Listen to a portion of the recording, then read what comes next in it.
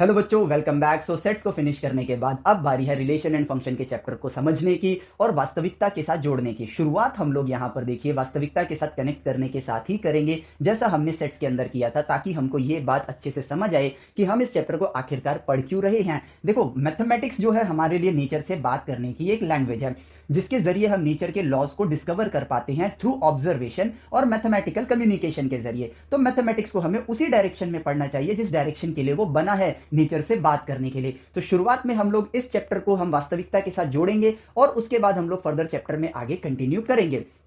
अब यहां पर देखो, अगर हम अपनी फिजिक्स की जर्नी को उठा के देखें, जहां पर हमने भिन्न भिन्न रिलेशंस को पाया है, जैसे force equals mass time acceleration, power is equal to force times velocity, अगर कांस्टेंट फोर्स है तब उस केस के लिए, और आपका वर्क डन आता है force times displacement vector dot product के फॉर्म में। तो ये सारी चीजें एक्चुअली में हैं क्या? ये सारी चीजें हैं आपके नेचर में पाए गए रिलेशंस, जिनको हमने नंबर्स दिया था। अगर मैं वर्क का एग्जांपल लूं, तो यहां पे वर्क का फॉर्मूला क्या हमने डिस्कवर किया था? Work done is equal to force vector dot displacement vector. अब जरा नेचर से बात करने के तथ्य को लेकर अगर हम इस फॉर्मूले को देखें, तो यहां पर हम डिस्प्लेसमेंट को क्या देते हैं? नंबर्स देते हैं। डिस्प्लेसमेंट को हम देते हैं नंबर्स, फोर्स को हम क्या देते हैं? नंबर्स। और इन दोनों के प्रोडक्ट से जो रिजल्ट मुझे मिलेगा वो खुद क्या होगा? एक नंबर होगा। और यही वो तरीका है, ये सबसे बेसिक तरीका है जो हम इंसानों ने नेचर पे अप्लाई किया था, चीजों को नंबर्स देना ताकि हम उससे बात कर सके, और उन नंबर्स को ऑब्जर्व करना, उन चीजों को ऑब्जर्व करना जिससे वो चीज प्रकट हो रही है। जैसे फोर्स और डिस्प्लेसमेंट से हमें क्या मिल रहा है? वर्क मिल रहा है।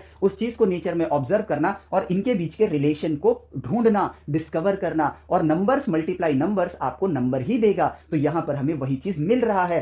अब सेट्स के अंदर हम लोगों ने क्या डिस्कवर किया था कि इसकी भी एक सर्टेन वैल्यू होगी, एक सर्टेन रीजन होगा। अब यहां पर अगर मैं वर्क की बात करूं, तो यहां पर डिस्प्लेसमेंट आपका, आप चाहो तो डिस्प्लेसमेंट को माइनस इंफिनिटी से प्लस इंफिनिटी तक ले सकते हो। फोर्स की वैल्यू भी माइनस इंफिनिटी से प्लस इंफिनिटी तक ले सकते हो। लेकिन अगर मैं इसी चीज को चेंज कर दूं, work done by a human being, तो ह्यूमन बीइंग की एक लिमिटेशन आ जाती है, जिसमें हमें पता है कि यार ये इंसान इससे ज्यादा डिस्प्लेसमेंट दे ही नहीं पाएगा, और अगर उससे ज्यादा डिस्प्लेसमेंट देने की कोशिश करेगा तो वो फुल्ली एग्जॉस्ट हो जाएगा और इवेंचुअली वो काम करने लायक नहीं बचेगा। और उसकी भी फोर्स लगाने की एक क्षमता होगी जहां तक वो फोर्स लगा पाएगा। जिससे हमें यह पता चला कि किसी भी रिलेशन के अंदर आपको जो नंबर्स चाहिए वो भी एक सेट ऑफ रीजन में होते हैं। उसके ऊपर आपको बाई फॉर्मूला तो आंसर मिलेगा, बट वो रियलिटी के साथ जुड़ा हुआ नहीं होगा। इसी चीज को ध्यान में रखते हुए हम लोगों ने क्या पढ़ा था? हमने लास्ट चैप्टर पढ़ा था सेट्स वाला, जहां पे हमने कहा था कि एक कलेक्शन ऑफ डेटा जो होता है आपका पर्टिकुलर रिलेशन के लिए, या फिर आप सिंपल कह लो कलेक्शन ऑफ डेटा जो होता है, वो डेटा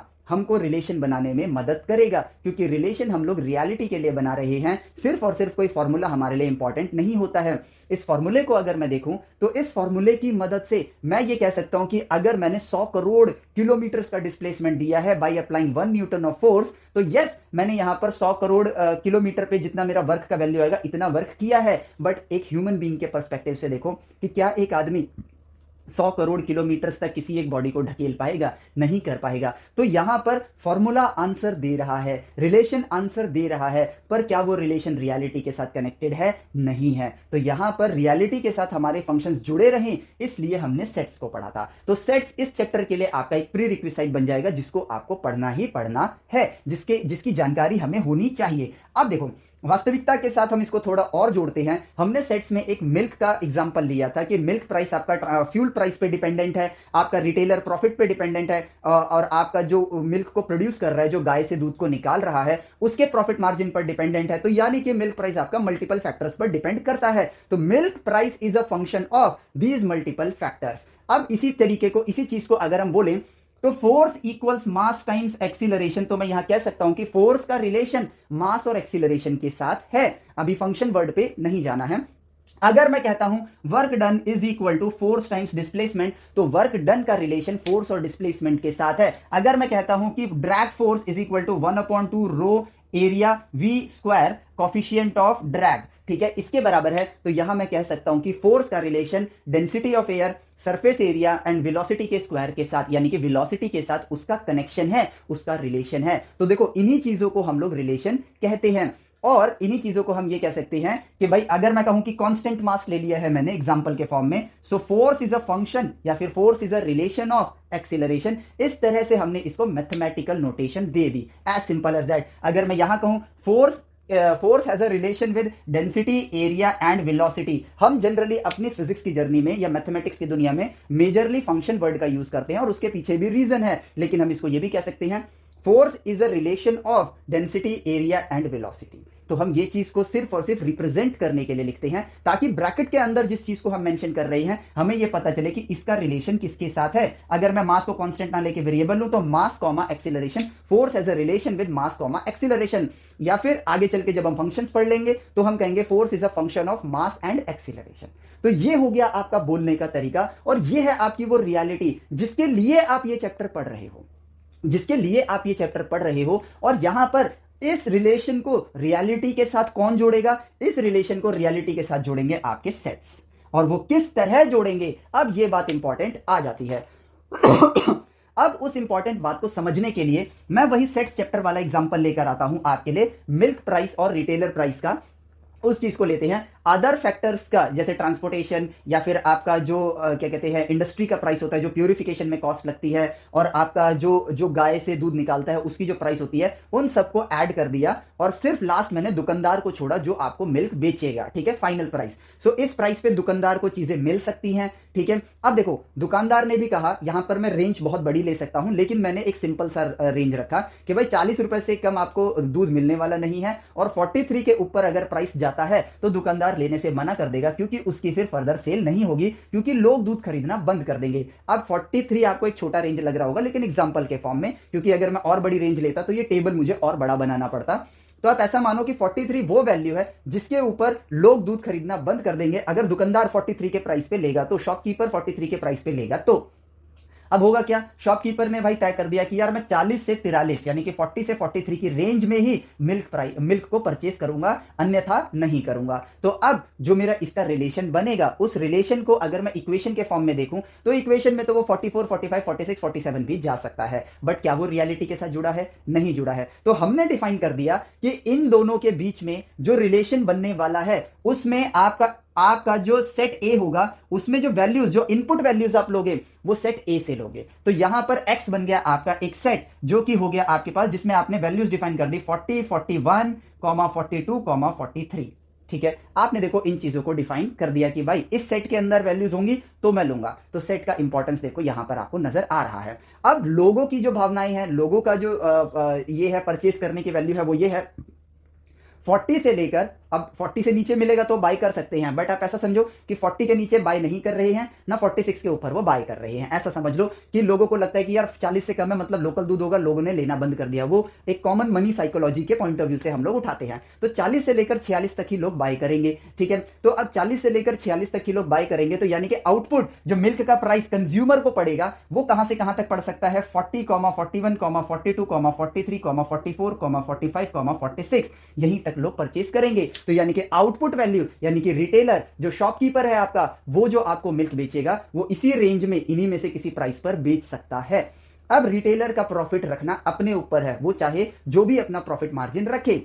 सो अब देखो, तो यहां पर जो रिलेशन बनेगा, अब हम यहां पर रिलेशन अभी नहीं बना रहे हैं, रिलेशन जो भी बनेगा वो हम थोड़ी देर बाद बनाएंगे। लेकिन अब बारी आ गई है मैथमेटिक्स में भी, जो ज्ञान आपके पास मैथमेटिक्स का है उस ज्ञान के जरिए उस परिस्थिति से जब आप बात करोगे तो आपको मैथमेटिकल नॉलेज और ज्यादा मिलेगी। जैसे साइंस में आपको नेचर से बात करने के लिए मैथमेटिक्स की जरूरत होती है, मैथमेटिक्स में भी और मैथमेटिकल ज्ञान लेने के लिए आपको जितनी मैथमेटिक्स आती है उसके जरिए बात करो एक सिचुएशन से, क्योंकि मैथमेटिक्स में खोजी हुई हर चीज रियलिटी के साथ जुड़ी होती है। तो आपको सिर्फ बात करनी है और देखो रिजल्ट अपने आप आना शुरू होगा। सो हमने कहा कि यार रियलिटी को ऑब्जर्व करते हैं और देखते हैं कि हो सकता है 40 रुपए पे दूध मिले और जो रिटेलर है वो कहे मैं तो 40 पर ही बेचूंगा, या रिटेलर कह सकता है मैं 41 पे बेचूंगा, 42 पे बेचूंगा, 43 पे, 44, 45, 46 इस पे बेचूंगा। तो भाई जिस पर भी वो बेचेगा उसने परचेस किया, मिल्क परचेस्ड बाय रिटेलर, उसने इस प्राइस पे बाय किया और वो इनमें से किसी भी प्राइस पर बेच सकता है। अगर उसने 41 पे बाय किया और रिटेलर का मन किया कि मैं डिस्काउंट देता हूं, मैं बहुत धनी आदमी हूं, मैं डिस्काउंट देता हूं, तो वो 40 पे बेच देता है। वो 40 पर बेच देता है क्योंकि अदर प्रोडक्ट से उसको प्रॉफिट हो रहा है, इतना ज्यादा प्रॉफिट हो रहा है कि उसने मिल्क पर डिस्काउंट दे दिया ताकि उसका मिल्क का स्टॉक कभी इकट्ठा हो ही ना। तो एक रियलिस्टिक सिचुएशन लेंगे हम लोग। ठीक है, तो इसने 40 का सामान 41 पे खरीदा लेकिन 40 पे बेच दिया, या फिर 41 पे खरीदा 41 पे बेच दिया, या फिर 41 पे खरीदा 42 पर बेच दिया, एंड सो ऑन। सेम 42 के साथ, सेम 43 के साथ। तो जो रिलेशन बनने वाला है उसके जो ऑल पॉसिबल आउटकम्स हो सकते हैं, इनपुट एंड आउटपुट, जो all possible input and output हो सकते हैं, वो यहां पर मैंने एक चार्ट में बना दिया है, टेबल के अंदर लिख दिया है कि 40 पे परचेस किया, 40 पे बेचा, 40 पे परचेस किया, 41 पे बेचा, 40, 42, 40, 43, 40, 44, एग्जांपल यहां पे 41 पे खरीदा, 43 पे बेचा, 42 पे खरीदा, 44 पे बेचा, एंड सो ऑन। इस तरीके से यहां पर एक संभावना हमको नजर आ रही है कि यहां पर ऑल पॉसिबल रिलेशंस क्या हो सकते हैं। अब इन्हीं में से वास्तविकता में जाएं तो वास्तविकता में यार रिटेलर एक पर्सन है, उस पर्सन ने कहा कि यार मैं डिसाइड करता हूं कि अगर मिल्क प्राइस मुझे ए रुपीस पे मिलेगा तो मैं उसमें 2 रुपए का प्रॉफिट रखूंगा। सिंपल लॉजिक उसने अपने लिए तय किया कि मैं दूध के प्राइस में 2 रुपए का प्रॉफिट रखूंगा। तो अब यहां पर ये सारी पॉसिबिलिटीज निकल कर आ गई, वो भी उस रीजन में जो एक्चुअली एग्जिस्ट करता है, और वो एक्चुअली एग्जिस्ट करने के लिए ही हमने किसका इस्तेमाल किया, सेट का इस्तेमाल किया। और अब देखना ये है सारी पॉसिबिलिटीज कि इस पे खरीद के इस पे बेच सकता है, इस पे खरीद के इस पे बेच सकता है, ये सारी पॉसिबिलिटीज हैं। तो यहां पर मैं लिख देता हूं दिस इज ऑल पॉसिबिलिटीज। ये क्या बन गया आपका, ऑल पॉसिबिलिटीज बन गया। और अब हम रियलिटी के साथ जुड़ते हैं कि भाई उस शॉपकीपर ने ये तय कर लिया है कि मैं 2 रुपए का प्रॉफिट लूंगा। तो इन सारी पॉसिबिलिटीज में से अब उसके रिलेशन क्या निकल कर आएगा कि भाई यहां पर वाई क्या होगा, जो उसने तय किया है, उसने यह तय किया है कि भाई जो मेरा प्राइस होगा जिसपे मैं परचेस करूंगा, मैंने एक्स पे परचेस किया, उसमें 2 रुपीज को मैं ऐड कर दूंगा, उसमें 2 रुपीज को मैं ऐड कर दूंगा। तो ये बन गया वो एक, यहां पे ध्यान से सुना, ये है ऑल रिलेशंस। ऑल रिलेशंस भाई नंबर्स के बीच में कनेक्शन ही तो हमारा रिलेशन है। ये बन गया all possible relation, all possibilities या ऑल पॉसिबल रिलेशंस। ये बन गया आपका all possible relations between the number in the real range, जो रियलिटी में एग्जिस्ट करेगा उस रेंज के अंदर आपके पास सारी पॉसिबिलिटीज आ गई। अब लेकिन उस सारी पॉसिबिलिटीज में से आपके दुकानदार ने यह डिसाइड किया कि 2 रुपए का प्रॉफिट लेना है। तो इन सारी पॉसिबिलिटीज में से देखो क्या पॉसिबल है, 40 रुपीज पे लेगा, 42 पर बेचेगा। अगला, अगर उसने 41 पे लिया है तो वो 43 पर बेचेगा, अगर 42 पे लिया है तो 44 पे बेचेगा, अगर 43 पर लिया है तो 45 पर बेचेगा। तो इस पर्टिकुलर रिलेशन के अंदर जो उसके पास सेट ऑफ इंफॉर्मेशन निकल कर आई वो ये निकल कर आई कि 40,42, ठीक है, फिर यहां पर आएगा आपके पास 41,43, ठीक है, फिर यहां पर आएगा 42,44, फिर यहां पर आएगा 43,45। और ये देखो ये बन गया आपके फाइनल उस रिलेशन से जो आउटपुट मिला है मुझे वो इस पर्टिकुलर रिलेशन से। तो यहां पर मैं एक वर्ड मेंशन कर देता हूं, this is your particular relation. Particular relation, ये एक पर्टिकुलर रिलेशन है जो कौन तय कर रहा है, जो आपका शॉपकीपर तय कर रहा है। अगर शॉपकीपर ने कह दिया ठीक है कि इस रिलेशन को मैं रिलेशन ए मान लेता हूं, ठीक है, अब शॉपकीपर ने कहा कि यार छोड़ो 2 रुपए का प्रॉफिट नहीं लेता हूं मैं यहां पर प्रॉफिट लेता हूं 1 रुपए का, नया रिलेशन बना दिया। तो उस केस में क्या आ जाएगा आपके पास, उस रिलेशन को देखो 40 पे 41, 41 पे 42, 42 पे 43 और 43 पर 44, ठीक है। अब एक और रिलेशन लेते हैं, बस इसी चीज को सेट के फॉर्म में लिख सकता हूं मैं यहां पर। अब उसने कहा कि अगर मैं इवन प्राइस पे खरीदूंगा, अगर मैं इवन प्राइस पे खरीदूंगा तो मैं वहां पर 1 रुपए का प्रॉफिट मार्जिन रखूंगा, लेकिन अगर मैं ऑड प्राइस पे खरीदूंगा तो मैं यहां पर 2 रुपए का प्रॉफिट रखूंगा, ठीक है। तो यहां पर उसने एक नया रिलेशन बनाया और वो रिलेशन देखो वो किस तरह से आ रहा है, वो रिलेशन आ रहा है y is equal to x plus 1 and x plus 2। तो 2 रिलेशन निकल कर आ गए, रियलिटी के साथ कनेक्ट करो, और वो रिलेशन में उसने लिख दिया इफ एक्स इज ऑड, अगर ऑड प्राइस है तो 1 रुपए का प्रॉफिट लूंगा, लेकिन अगर इवन प्राइस है तो 2 रुपए का प्रॉफिट लूंगा। शायद मैंने इस बार उल्टा बोल दिया, लेकिन यही चीज एग्जांपल ले लेते हैं। अगर एक्स आपका एक्स इज इवन, ठीक है, एक्स आपका इवन है, तो इसी रिलेशन के हिसाब से हम यहां पर देखते हैं कि ये तो ऑल पॉसिबिलिटीज हैं, बट इसके हिसाब से क्या क्या हमारे पास रिलेशन के अंदर आउटकम आएगा। अगर उसने 40 पे खरीदा है तो वो 40 हमारा इवन नंबर है तो वो 42 पर बेचेगा, तो देखो ये वाला पार्ट आ गया उसमें। अगर उसने 41 पे खरीदा है तो वो 42 पर बेचेगा, 41 पे खरीदा है तो 42 पर बेचेगा, 42 पर खरीदा है तो 44 पर बेचेगा, ठीक है, और 43 पर खरीदा है तो 44 पर बेचेगा। और इस रिलेशन को अगर मैं यहां पर लिखता हूं तो 40,42, ठीक है, कॉमा 41,42, कॉमा 42,44, कॉमा 43,44। तो देखो ये रिलेशन हमारे पास निकल कर आ गया।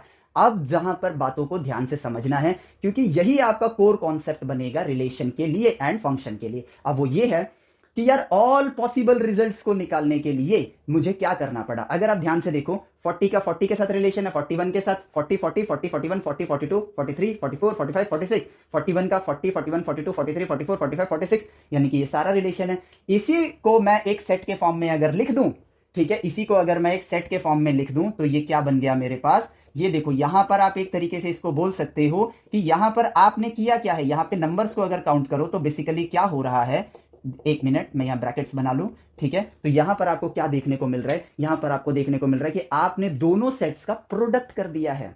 प्रोडक्ट में क्या होगा भाई, अगर सिर्फ ऐड करते, मान लो एडिशन ऑफ वो बोलता तो 40 प्लस 40, ठीक है, इस तरीके से, या 40 कॉमा 40 बस ये लिखते, 41 कॉमा 41 लिखते इस तरीके से, लेकिन प्रोडक्ट क्यों बोला जा रहा है, इसको हम बोलते हैं कार्टेशियन प्रोडक्ट, नाम दे दिया हमने Cartesian product, Cartesian product of sets, Cartesian product of sets कैसे, 40 40 के साथ, 40 41 के साथ, 40 42 के साथ, 40 43 के साथ, 40 44, 40 45, 40 46, सेम 41 के साथ इन सबका, 42 के साथ इन सबका, 43 के साथ इन सबका, तो इसी चीज को हम लोगों ने नाम दिया कार्टेशियन प्रोडक्ट ऑफ सेट्स। अब कहानी को एक बार फिर से फटाफट समराइज करते हैं और समझते हैं।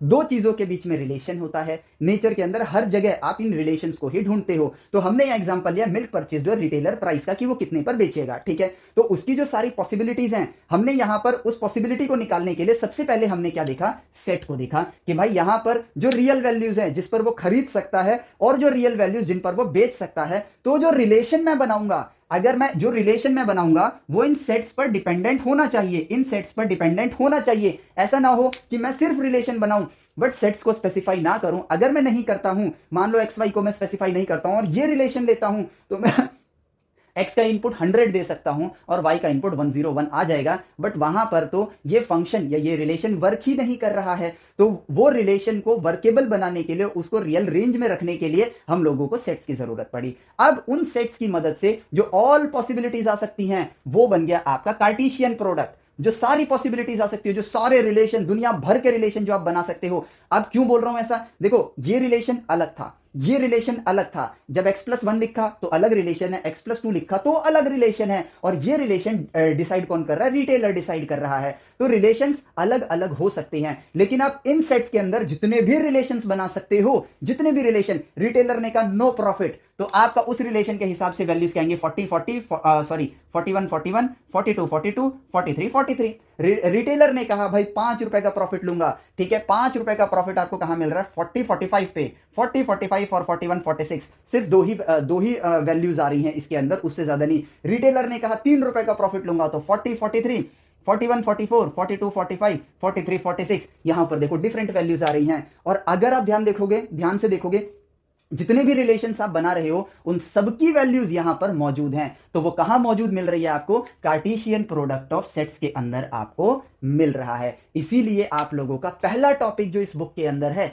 वो है कार्टेशियन प्रोडक्ट ऑफ सेट्स। और उससे पहले आप लोगों को सेट्स इसलिए पढ़ाया गया है कि रिलेशंस एक फॉर्मूला के फॉर्म में आपको मिलेगा, इक्वेशन के फॉर्म में आपको मिलेगा, बट वो रिलेशन आपको कोई भी वैल्यू दे सकता है। लेकिन रियलिटी में जब आप किसी भी चीजों का कनेक्शन बना रहे होगे तो उस दौरान आपके पास एक सेट ऑफ रेंज होगी कि यहां से यहां तक की वैल्यू ही वैलिड है इसके लिए, इसके बाहर की वैल्यूज इनवैलिड है। अब से फॉर एग्जांपल अगर मैं ये बात करूं कि मैं एक फ्लाईओवर बनाना चाहता हूं, ठीक है, जिसके लिए मैं ये कहूं कि यार मुझे ये फ्लाईओवर बनाने के लिए जो खर्चा लगेगा, ठीक है, मान लो उसका जो प्रोजेक्ट बजट है, मैं डिसाइड करता हूं कि यार मैं 50 करोड़ रुपए में एक फ्लाईओवर बना दूंगा जो कि 10 किलोमीटर लंबा है, ठीक है, तो ये जायज रेंज है, ये जायज वैल्यू है, ठीक है। लेकिन अगर मैं कहूं कि 10 किलोमीटर का फ्लाईओवर बनाने के लिए, ठीक है, मैं एक काम करता हूं, मैं 10 किलोमीटर का फ्लाईओवर नहीं बनाता हूं, मैं 1000 किलोमीटर का फ्लाईओवर बनाता हूं, जिसके लिए अगर 10 किलोमीटर पे 50 करोड़ है, ठीक है, 10 किलोमीटर पे 50 करोड़ का खर्चा आ रहा है, तो 1000 पे कितना आएगा, यानी कि इसका 100 टाइम्स कर दो, तो यहां पे लग गया 5000 करोड़ रुपए का खर्चा लगेगा। और जो टाइम लगेगा वो भी आपका यहां पे एक फैक्टर बन जाता है। तो क्या इतना पैसा हमारे पास, हम 1000 किलोमीटर का फ्लाईओवर कभी रियलिटी में बनाएंगे, उसकी कोई नीड है हमें, नहीं है। हजार किलोमीटर का हम लोग हाईवे बनाएंगे बट फ्लाईओवर नहीं बनाएंगे, क्योंकि ये तो मैंने एक तरीके से देखा जाए तो सस्ती वैल्यू ले ली है। 5000 करोड़ भी छोटा अमाउंट होता है गवर्नमेंट के लिए, लेकिन ऐसा समझो कि ये बहुत बड़ा है। मान लो यार 50,000 करोड़ मान लो, ठीक है, और 10 किलोमीटर के लिए 500 करोड़ मान लो, एक ऐसे एग्जाम्पल ले लो। ये रियलिटी के साथ कनेक्टेड नहीं है। 50,000 करोड़ रुपए का फ्लाईओवर कोई मतलब नहीं है, वो फंड भी वसूल नहीं होगा। तो हम जो इक्वेशन बनाएंगे फ्लाईओवर और कॉस्ट का, फ्लाईओवर की लेंथ और कॉस्ट की जो इक्वेशन को हम लोग ढूंढेंगे, उस इक्वेशन की वैल्यू भी यहां से लेकर यहां तक वेरी करेगी, उसके बाहर उस रिलेशन का कोई मतलब नहीं निकलता है। और यही है वास्तविकता के साथ आपका रिलेशन और सेट के बीच का कनेक्शन। यही है रिलेशन। नेचर से बात करने के लिए मैथमेटिक्स हमारे लिए एक भाषा है जिसके जरिए हम नेचर में अलग अलग चीजों के बीच में कनेक्शन ढूंढते हैं। उसी कनेक्शन को, जैसे हमारे माता पिता के साथ एक संबंध है, एक रिलेशन है, सेम वही चीज फोर्स का एक्सीलरेशन के साथ एक संबंध है, एक रिलेशन है। फोर्स का, सॉरी, पावर का फोर्स और वेलोसिटी के साथ एक संबंध है, एक रिलेशन है। फोर्स का मास और एक्सीलरेशन के साथ एक संबंध है, एक रिलेशन है। काइनेटिक एनर्जी का मास और वेलोसिटी के साथ एक संबंध है, एक रिलेशन है। और काइनेटिक एनर्जी का फॉर्मूला हाफ mv², जिसकी वैल्यू माइनस इंफिनिटी से लेकर प्लस इंफिनिटी तक आप ले जा सकते हो। वेलोसिटी की वैल्यू और काइनेटिक एनर्जी की वैल्यू 0 से लेकर इंफिनिटी तक जा सकती है। लेकिन अगर मैं बात करूं कि आपके कार की काइनेटिक एनर्जी, तो उसमें वेलोसिटी को, आपकी कार की वेलोसिटी की maximum value 150 kilometre per hour है। तो क्या 151 का जो अगर आप इनपुट दोगे तो जो वैल्यू आपको काइनेटिक एनर्जी की मिलेगी, क्या वो रियलिटी में एग्जिस्ट करेगी? नहीं करेगी। और ये जुड़ गए हम लोग अब पूरी वास्तविकता के साथ। और कार्टेशियन प्रोडक्ट ऑफ सेट हमें क्यों करना है? ताकि हम सारे पॉसिबल रिलेशंस को ढूंढ सकें। सारे पॉसिबल रिलेशंस को एक जगह इकट्ठा करके एक सेट बना के हमने रख दिया। That is your Cartesian product of sets. ठीक है, अब मैं यहां पर इन चीजों को जनरलाइज करता हूं। अब हम चैप्टर के अंदर घुसते हैं। So I am making the relation between y and x। So y is a relation of x। ठीक है, अभी थोड़ी देर में आप फंक्शन पढ़ोगे, तो फंक्शन पढ़ने के बाद आप ऐसे बोलोगे y is a function of x। ठीक है, जिसमें ये जो रिलेशन है या ये जो फंक्शन है, ये आप किस तरह से स्पेसिफाई करोगे, शो करोगे। शो करने के लिए, ठीक है, ये आप इस तरह से शो करोगे। मैं कलर चेंज कर लेता हूं। रिलेशन फ्रॉम सेट, इसको मान लो ये एक्स सेट है, ये वाई सेट है। ठीक है, ऐसे बोल लो, या फिर अलग दिखाने के लिए मैं इसको ए सेट बोल देता हूं, इसको बी सेट बोल देता हूं। सो relation from A set to B set.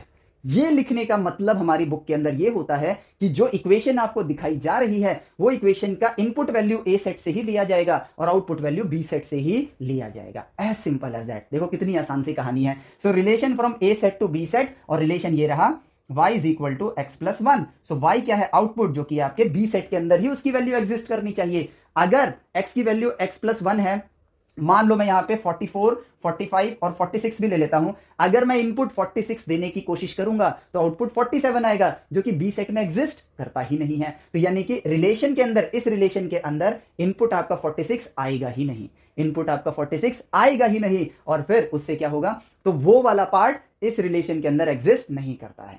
वो वाला पार्ट इस पर्टिकुलर रिलेशन के अंदर एग्जिस्ट नहीं करता है। तो आपको इसको रिलेशन 1 बोल सकते हो। Relation 2 from set A to set B, जिसमें x प्लस 2 लगा दो तो वो दूसरा रिलेशन हो गया। Relation 3 from set A to set B, जिसमें आप x प्लस 3 लिख लो। रिलेशन 4 x प्लस 4 लिख लो। इस तरह से कई रिलेशन आप बना सकते हो। और रिलेशन बनाने के लिए आपको सेट की जरूरत है। काम खत्म। और सारे पॉसिबल रिलेशन निकालने के लिए आपको क्या करना है? कार्टेशियन प्रोडक्ट करना है। और देखो ये चीज अब आपको लाइफ टाइम समझ रहेगी और आप इसके साथ कनेक्टेड फील करोगे।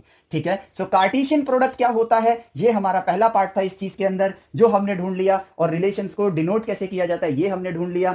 रिलेशन का मतलब क्या होता है, वो हमने ढूंढ लिया। और हम वास्तविकता के साथ कनेक्टेड फील कर रहे हैं। तो अब मैं यहां पर सेट ए लेता हूं। सेट ए जो था मिल्क परचेस्ड और मिल्क सेल। ठीक है, रिटेलर ने जिस पे परचेस किया, रिटेलर ने जिस पे बेचा, तो ये सेट ए है, ये सेट बी है। इस पे वैल्यू लिया मैंने 40, 41, 42, और इस पे भी वैल्यू लेता हूं 40, 41, 42। बस तीन वैल्यू लेता हूं क्योंकि मुझे कार्टेशियन प्रोडक्ट करना है। तो सेट ए क्या है मेरे पास? 40, 41, 42। ठीक है, सेट बी क्या है? 40, 41, 42। तो कार्टेशियन प्रोडक्ट मुझे क्या देगा? कार्टेशियन प्रोडक्ट मुझे देगा ऑल पॉसिबल रिलेशंस, जो हमारे पास जो भी पॉसिबिलिटी हो सकती है उस पॉसिबिलिटी को लेगा। और सेट्स की हमें क्यों जरूरत है? सेट्स की हमें जरूरत यह है ताकि आप जो रिलेशन बिल्ड कर रहे हो वो रियलिटी के साथ कनेक्टेड रहे। ठीक है, तो ये वैल्यूज रियलिटी के साथ कनेक्टेड हैं, जो भी रिलेशन मैं बनाऊंगा। ठीक है, तो यहां पर मैं ऑल पॉसिबिलिटीज निकालता हूं। ऑल पॉसिबिलिटीज कह लेता हूं मैं, ऑल पॉसिबिलिटीज। तो वो आ जाएगा ए क्रॉस बी। इसको हम लोग शो कैसे करेंगे? ए क्रॉस बी। और इसको क्या बोलते हैं हम लोग? इसको क्या बोलेंगे?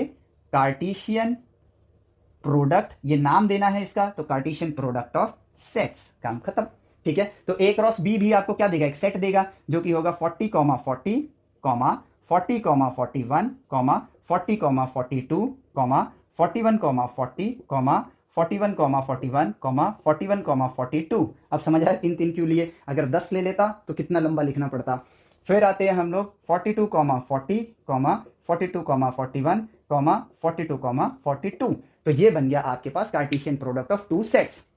अब देखो, अब यहां पर खुद ही एक सवाल बन जाता है यार, हम मैथमेटिक्स के अंदर ऑब्जर्वेशन कर रहे हैं तो एक चीज ऑब्जर्व कर लेते हैं कि number of elements in the Cartesian product of set, तो यहां पर ये पूरा एक एलिमेंट है, तो यहां पर टोटल नंबर ऑफ एलिमेंट्स को देखो 1 2 3 4 5 6 7 8 9, ठीक है। तो ऑब्जर्वेशन हमें ये कहते हैं कि भाई इसकी वजह से 3 आएंगे, इसकी वजह से भी 3 आएंगे, इसकी वजह से भी 3 आएंगे। तो अगर यहां पर मान लो 2 होते तो बेसिकली क्या होता, इसकी वजह से 3 आते, ठीक है, अगले वाले की वजह से 3 आते, तो यहां कितने हैं, मान लो 42 एग्जिस्ट नहीं करता है तो 3 + 3 यानी कि 6 आया। अगर 42 भी होता तो +3 आता, अगर 43 होता तो +3 और आता, तो 3 × 4, अगर 3 है तो 3 × 3, क्योंकि प्लस क्या होता है आपका, रिपीटेटिव एडिशन ही तो होता है। तो यहां पर क्लियरली ऑब्जर्व कर पा रहे हैं कि नंबर ऑफ एलिमेंट्स यहां पर क्या होंगे, number of elements in A cross B is equal to, small N से हमारी बुक्स रिप्रेजेंट करती है तो हम भी स्मॉल एन से करते हैं, is equal to number of elements in set A multiply number of elements in set B. लो, इसको हम याद करते हैं, क्यों याद करना है, क्लियरली ऑब्जर्वेबल है ये।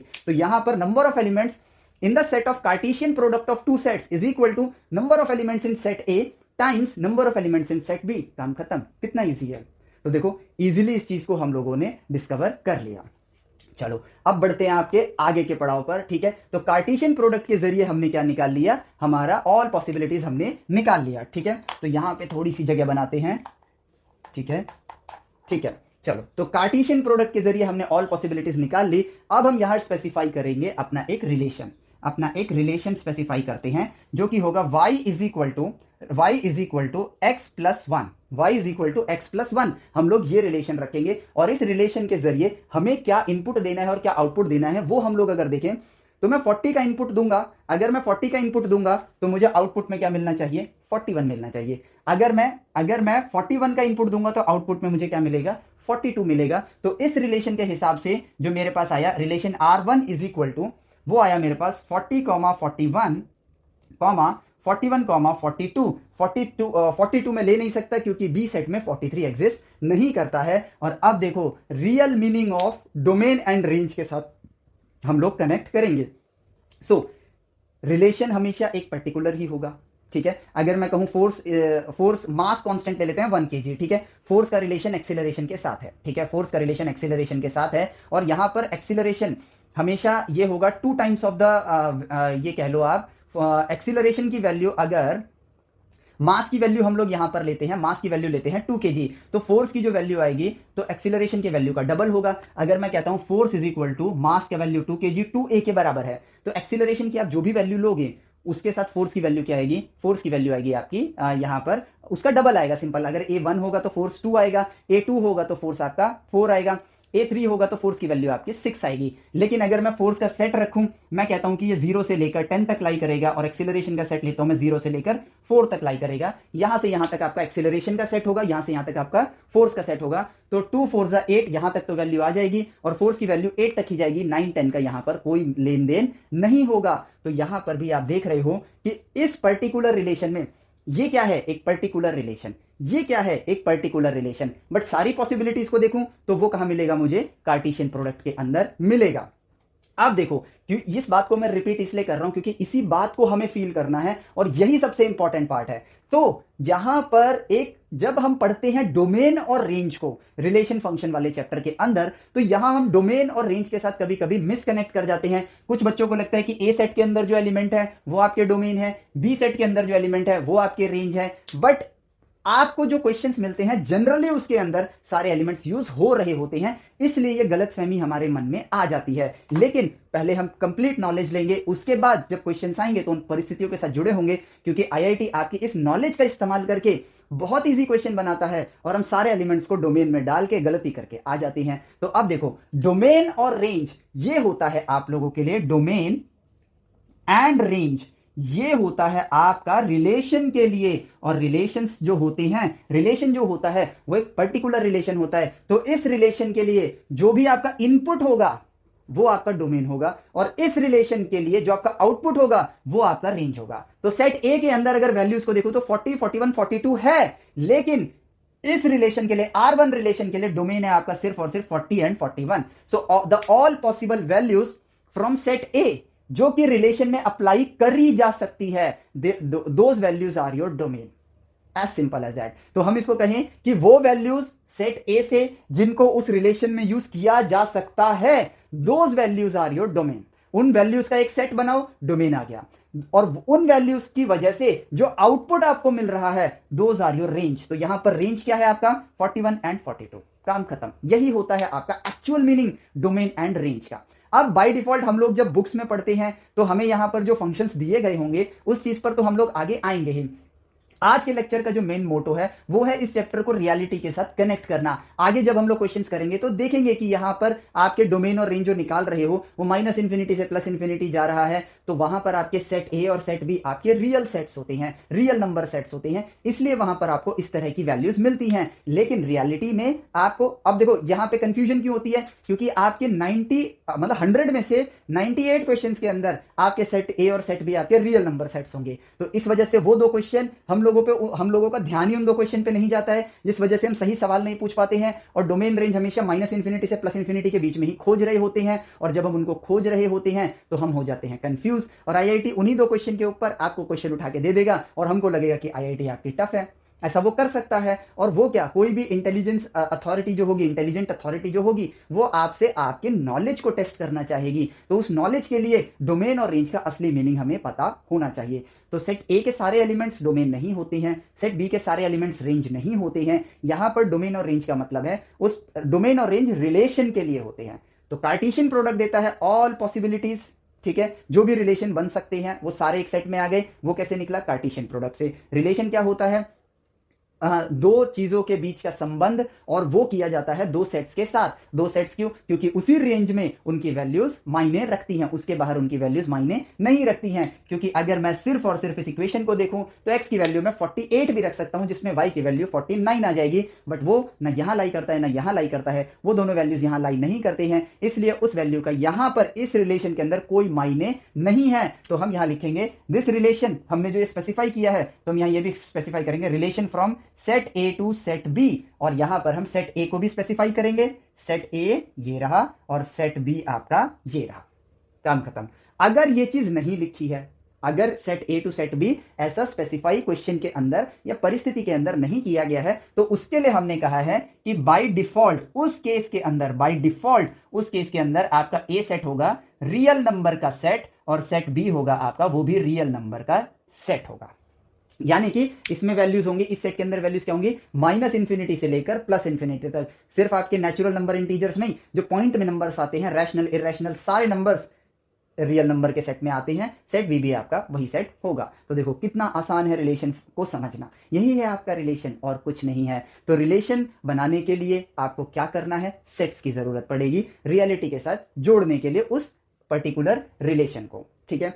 जो डोमेन और रेंज होता है वो रिलेशन का होता है, तो उस पर्टिकुलर रिलेशन के लिए सेट ए की जो वैल्यूज उस रिलेशन के लिए सेटिस्फाइड हैं, जो उस रिलेशन में आउटपुट दे सकती हैं, those values will be your domain. और उन डोमेन की वजह से जो आउटपुट आ रहा है वो बन जाएगा आपका रेंज। काम खत्म। सो हमने डिस्कवर कर लिया, समझ लिया रिलेशन क्या होता है, कार्टेशियन प्रोडक्ट ऑफ सेट्स क्या होता है, डोमेन एंड रेंज क्या होते हैं। अब बारी आती है यहां पर इस चीज को समझने की कि फंक्शन क्या होता है, फंक्शन क्या होता है। तो भाई रिलेशन को अगर हम ध्यान से देखें, ठीक है, रिलेशन को अगर हम देखें तो वहां पर एक इनपुट पर एक से ज्यादा आउटपुट आ सकते हैं। रिलेशन को अगर हम लोग देखें, ठीक है, रिलेशन को अगर हम लोग देखें, जैसे कि हम एक एग्जांपल लेते हैं, हम एक एग्जांपल लेते हैं कि यार इसी केस में हम एक एग्जांपल लेते हैं कि मिल्क परचेज्ड और मिल्क सोल्ड, मिल्क परचेज्ड और मिल्क सोल्ड, ठीक है। अब जो ये पर्सन है ये जानता है, अपने आस पड़ोस के लोगों को जानता है, और इसको पता है कि यार इसकी इनकम लो है बट उसकी इनकम हाई है, ठीक है। और इन दोनों लोगों के बीच में आपस में कोई कनेक्शन नहीं है, ये दोनों एक दूसरे से बात नहीं करते हैं। तो इस मिल्क सेलर ने क्या किया, एक दिमाग लगाया, इसने कहा कि लो इनकम ग्रुप और हाई इनकम ग्रुप के हिसाब से अपना रिलेशन तय किया। इसने कहा कि यार 40, 41, 42, 43, ठीक है, 40, 41, 42, 43। इसने कहा लो इनकम ग्रुप का पर्सन आएगा तो ₹1 का प्रॉफिट लूंगा, हाई इनकम ग्रुप वाला पर्सन आएगा तो ₹2 का प्रॉफिट लूंगा, ठीक है। ये डिसाइड कर लिया। तो भाई अगर इसको दूध मिलता है 40 पर तो ये बेच सकता है 41 पर, और 40 के इनपुट पर इसको ये बेच सकता है 42 पर। लो इनकम वाले ने लिया, हाई इनकम वाले ने लिया। तो 40 पे खरीदा था, 41 पे बेचा। हाई इनकम ग्रुप वालों को 40 पे था, 42 पे बेचा। ठीक है, अगर उसको 41 का पड़ेगा तो 42 और 41 पे ही 43, 42 का पड़ेगा तो 43, 42 का पड़ेगा तो 44, 43 का पड़ेगा तो 44, पर 43 वाला तो आ ही नहीं सकता है क्योंकि वो बेचने की जो उसकी लिमिट है दैट इज 43 तक ही है। तो अब इस पर्टिकुलर रिलेशन के हिसाब से अगर मैं देखूं तो मेरा यहां पर डोमेन इस पर्टिकुलर रिलेशन के लिए, तो मैं इसको R2 बोलता हूं which is from set A to set B। तो आपका डोमेन यहां पर क्या निकल कर आया, डोमेन निकल कर आया 40, 41, 42, और रेंज आपका क्या निकल कर आया 41, 42, 43, 44। और अब देखो यहां पर जरा कनेक्शन बनाते हैं। इनपुट क्या है, इनपुट है 40 रुपीज का प्राइस, एक्स आपने इनपुट दिया, अगर 40 रुपीज पर आया तो आउटपुट आपको क्या मिला 41 एंड 42। ठीक है, इनपुट आपका 41 हुआ तो आपको आउटपुट क्या मिला 42 एंड 43। इनपुट आपको 43 का मिला, ओहो ये भी नहीं आएगा, 44 यहां पर आ गया है, ये भी नहीं आएगा, ये भी नहीं आएगा, तो 44 भी हमारे यहां एग्जिस्ट नहीं करता है क्योंकि 44 तो यहां है ही नहीं। ठीक है, तो 43 पर आपको 42 पर आउटपुट मिला सिर्फ 43, 44 पर हाई इनकम ग्रुप वालों ने भी लेने से मना कर दिया। तो अब अगर आप यहां पर देखोगे तो एक इनपुट पर दो आउटपुट है, एक इनपुट पर दो आउटपुट है, एक इनपुट पर एक ही आउटपुट है, एक इनपुट पर एक ही आउटपुट है। इस तरह की चीजें हम लोगों ने हर रिलेशन के अंदर देखी। हो सकता है एक इनपुट पर एक से ज्यादा आउटपुट आए, एक इनपुट पर एक ही आउटपुट आए, और यहां पे देखोगे तो ये तो आप इनपुट की तरह यूज कर ही नहीं सकते। तो ये मत कहना कि एक इनपुट पर कोई आउटपुट नहीं आया, ठीक है, क्योंकि आप यहां पर इसको एज अ इनपुट यूज कर ही नहीं सकते इस पर्टिकुलर रिलेशन में। तो रिलेशन के अंदर ये चीज पाई गई, रिलेशन के अंदर ये चीज पाई गई कि one input can have more than one output value. ठीक है, ये ऑब्जर्वेबल है। देखो हमने देखा एक रियलिस्टिक परिस्थिति ली, तो अब हमने कहा कि ऐसे रिलेशंस, सबसे सिंपलेस्ट रिलेशन क्या होगा, सबसे सिंपलेस्ट रिलेशन देखूं तो भाई एक इनपुट पर एक आउटपुट, उससे ज्यादा कॉम्प्लेक्स करूं तो एक इनपुट पर दो आउटपुट, उससे ज्यादा एक इनपुट पर तीन आउटपुट, एक इनपुट पर चार आउटपुट। तो जितने ज्यादा आउटपुट वो रिलेशन उतना कॉम्प्लेक्स होता जा रहा है, उसकी इक्वेशन बनाना आसान नहीं होगा। अब देखो 40, 41 और 41, 42 और 42, 43 लेता तो रिलेशन बनाना ईजी होता, लेकिन 40 पर 41 भी आए, 42 पर भी आए, तो ये रिलेशन सिंपल रिलेशन जो है y is equal to x plus 1 से थोड़ा मुश्किल होता जाएगा। अगर मैं इस रिलेशन को देखूं तो यहां पर ये आ जाएगा कि y is equal to x plus 1 comma x plus 2, ये रिलेशन बनेगा इफ अब यहां पर x क्या है आपका परचेज प्राइस है, लेकिन यहां पर इफ में x लगा ही नहीं सकते हो। If low income group person came, तो ये अलग ही फैक्टर आ गया, ठीक है। और if high income group person comes, ठीक है, पर्सन कम्स, तो देखो ये रिलेशन, पहले रिलेशन सिर्फ इतना होता, अब रिलेशन ऐसा हुआ, और ज्यादा आउटपुट आएंगे, रिलेशन और कॉम्प्लिकेटेड लगना स्टार्ट होगा। हालांकि ये भी आसान है, वो भी आसान है, लेकिन एक जनरल पॉइंट ऑफ व्यू से बात किया जाए, ABCD सबसे छोटा लेवल है, वर्ड्स उसके अगले लेवल हैं, वर्ड्स भी आसान है, सेंटेंस उसका अगला लेवल है, और सेंटेंसेस को मैनिपुलेटिव वे में यूज करना वो उसका और अगला लेवल है, ठीक है। तो सेम उसी तरीके से सिंपलेस्ट रिलेशन हमें क्या मिलेगा कि एक इनपुट पर एक ही आउटपुट हो, तो ऐसे रिलेशंस को हम लोगों ने एक नाम दे दिया, सिंपल एक नाम दे दिया कि वन इनपुट पर अगर मुझे इफ, मैं यहां कहता हूं if one input will give me, will say पहले लिखता हूं will always gives me only one output। ऐसे रिलेशन को हम लोगों ने एक नया नाम दिया और वो नाम पड़ा हमारा functions, as simple as that. तो देखो कितने सिंपल सी कहानी है फंक्शंस की, और बाकी सब चीज सेम, क्योंकि फंक्शन भी आपका रिलेशन है। तो फंक्शन आप कहां बनाओगे, function from set A to set B, जिसमें इस सेट A की जो वैल्यूज इस फंक्शन को सेटिस्फाई करेंगी वो बन जाएंगी आपकी डोमेन। Concept clear. और जो वैल्यूज इस डोमेन की वजह से ऐसा आउटपुट आएंगे और सेट B में एग्जिस्ट करेंगी वो बन जाएंगी आपकी रेंज, ठीक है। सेट B से एरो नहीं लाना वरना मुझे लगेगा सेट B आपका रेंज है, नहीं, इस डोमेन की वजह से जो आउटपुट आएगा वो वैल्यूज बन जाएंगे उस फंक्शन की रेंज। तो फंक्शन बेसिकली क्या होता है, फंक्शन आपका एक रिलेशन ही होता है और कुछ नहीं, सबसे सिंपलेस्ट रिलेशन जिसमें एक इनपुट पर एक ही आउटपुट आता है, दैट्स इट, काम खत्म। तो अब हम एग्जांपल्स के फॉर्म में लिख लेते हैं। फोर्स का रिलेशन, मास कांस्टेंट लेते हैं, मान लो 3a, so force is a function of acceleration. इसको बोलने का तरीका क्या है, force is a function of acceleration, ठीक है। अब मान लो ड्रैग फोर्स का formula, force of drag is 1/2 coefficient of drag rho a v square, ठीक है। तो यहां पर ये जो चीज है हमारे पास, coefficient of drag, density air, velocity को वेरिएबल रखते हैं बस, बाकी सब चीज कांस्टेंट ले लेते हैं। तो drag force is a function of velocity, ये बोलने का तरीका हो गया। ठीक है, और ये भी बोल सकते हो अगर ये वेरिएबल है तो drag force is a function of density of air comma velocity of the airplane. ठीक है, अगर एरिया है यहां पर, ठीक है, लीनियर रिलेशन मतलब एक इनपुट पर एक ही आउटपुट आ रहा है, तो आप इसको ऐसे बोल सकते हो कि force of a drag is a function of density, area, velocity. लेकिन अगर एक इनपुट पर बाई चांस एक से ज्यादा आउटपुट आ गए, किसी भी एक वैल्यू पर, किसी भी एक वैल्यू पर, ज्यादा भी आ सकते हैं, लेकिन अगर किसी एक वैल्यू पर भी आ गए, तो आप इसी चीज को कैसे पढ़ोगे? Force of drag is a relation of density, area and velocity. अगर हर इनपुट पर एक ही आउटपुट आ रहा है तो force of drag is a function of, एक से ज्यादा आउटपुट आ रहे हैं इज अ रिलेशन ऑफ, एक ही आउटपुट आ रहा है हर एक वैल्यूज पर इज अ फंक्शन ऑफ, एक से ज्यादा आउटपुट आ रहे हैं इज अ रिलेशन ऑफ। काम खत्म, बाकी सब कुछ सेम है। ये है आपका actual concept relation and function का। अब जो बुक में हमारे पार्ट है, जो क्वेश्चंस हैं, जो एग्जांपल्स हैं, जो अलग अलग फंक्शन है, सिग्नम फंक्शन, कांस्टेंट फंक्शन, इन चीजों को हम लोग नेक्स्ट लेक्चर के अंदर देखेंगे। लेकिन वो चीज अब कितनी आसान हो जाएगी, समझना हमारे लिए कितना आसान है। देखा जाए तो हमने ओवरऑल पूरा चैप्टर कर लिया है, अब बस हम लोग बुक्स में जो पार्ट लिखे हैं उन चीजों को एक्सप्लोर करेंगे, क्योंकि हम उसके असली मीनिंग के साथ कनेक्टेड हैं। तो अब मैथमेटिक्स की वो इक्वेशंस, मैथमेटिक्स के वो क्वेश्चन हमको रियलिस्टिक लगेंगे, और उनको करने के पीछे हमारा हम ये कह लें कि करने के पीछे का जो मोटिवेशन है वो हमें पता है कि हमें इन चीजों को क्यों सीखना है और क्यों करना है। So this is your relation and function का मेन इंपॉर्टेंस और मेन रियलिटी के साथ इनका कनेक्शन, और यही है आपका कंप्लीट। एक तरीके से देखा जाए तो हमने नेचर में रिलेशन एंड फंक्शन को कर लिया है, अब हमको उस चीज को फर्दर और डीप डाउन स्टडी करनी है। डिफरेंट डिफरेंट फंक्शंस को एक्सप्लोर करेंगे, रिलेशंस को एक्सप्लोर करेंगे, कार्टेशियन प्रोडक्ट्स निकालेंगे, आपके वन वन फंक्शन देखेंगे, ऑन टू फंक्शन देखेंगे, इनटू फंक्शन देखेंगे, तो कंपोजिट फंक्शंस को एक्सप्लोर करेंगे। यानी कि नाउ वी नो कि हम क्या कर रहे हैं और क्यों कर रहे हैं, अब उसके अंदर और डीप डाइव करेंगे अपने नेक्स्ट लेक्चर्स के साथ। तो देखो चीजें आसान है, नेचर के साथ मैथमेटिक्स को कनेक्ट करना है। अगर हम ऐसा नहीं करते हैं तो हमें मैथमेटिक्स सॉल्व करने में, कुछ बच्चों को बस सॉल्व करने में मजा आता है इसलिए मैथमेटिक्स इंटरेस्टिंग लगती है, लेकिन मैथमेटिक्स और इंटरेस्टिंग हो जाएगी जब आप उसको नेचर की लैंग्वेज की तरह यूज करना स्टार्ट करोगे। ठीक है, पूरे फिजिक्स में तो हम लोग इस चीज को एक्सप्लोर करते ही आए हैं, तो मैथमेटिक्स को भी हम लोग अब उसी डायरेक्शन में पढ़ेंगे। फिजिक्स में observation, mathematical communication and asking the right question, mathematics के अंदर भी आस्किंग द राइट क्वेश्चन कि हम इसको और रियलिटी के साथ हमें जोड़ना, ये दो चीजें हमें करना है कि क्यों हम इसको पढ़ रहे हैं, तो हम उसको रियलिटी के साथ जोड़ेंगे। जितना गणित का ज्ञान हमारे पास है उसके जरिए हम लोग उसी मैथमेटिक्स के साथ जो रियलिटी के साथ हमने जोड़ा है उससे सवाल पूछेंगे, मैथमेटिक्स का और ज्ञान हमारे पास खुद ब खुद नेचर हमको देगा। मैथमेटिक्स में भी चीजें बनाई नहीं जाती हैं, नेचर से डिस्कवर की जाती हैं। सो हमें भी वही करना है।